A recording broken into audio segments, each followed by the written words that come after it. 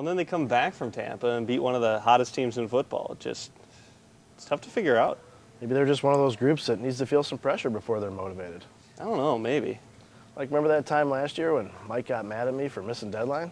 Oh, yeah. I knocked it out of the park the next week. If by knocked it out of the park, you mean had one of your worst games ever. My story was good. What was that lead again? It was like Panthers and Texans and Jaguars. Oh, no. It was error-free. You spelled Jaguars with a K. And it was on time. 30 minutes late. At least I held it together when Mike started yelling at me. Rob, you started crying.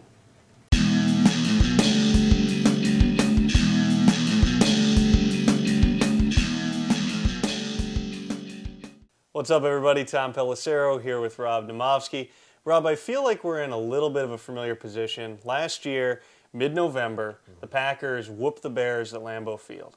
They go to 5-5 at that point. They're a game back in the division. Now this year, they're basically even in the wild card standings. The division's long gone, but you look at it and you wonder, are they going to go the same direction, or is this going to be a sign where the thing does move forward? What do you think? Well, you know, the one thing they have going for them this year is they're a healthier football team. By that point last year, they had lost Cullen Jenkins, earlier, week 4.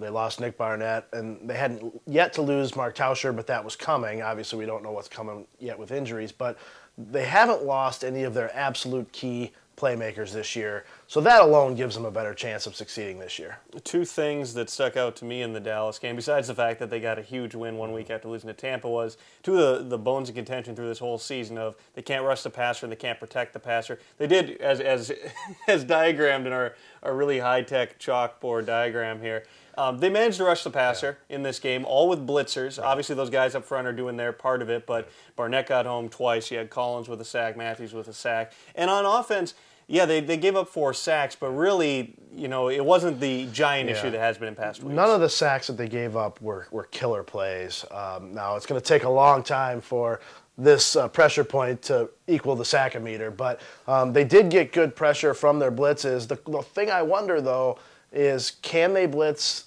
like that week in and week out? We saw it week 1 in Chicago, or at the Chicago game here, where we thought, wow, this is what this defense is going to look like week after week after week, and it kind of went away. So can they do that week in and week out? I'm not sure they can. And clearly part of it seems to be you need to be in the lead, because then that allows you to go and play downhill because the other team becomes one-dimensional. And they're not going to run the ball. And if we've learned one thing, it's that Capers is definitely afraid of the run. So the next 2 weeks here, you look at the rest of November, they've got, in a 5-day span, they've got to play San Francisco, then they've got to play Detroit.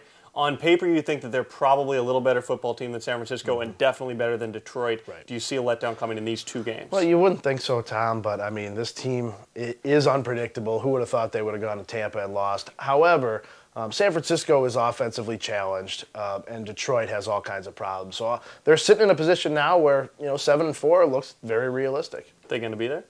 I think they will be. Again, bold. That's why we like having you on the show. For Rob, I'm Tom. See ya.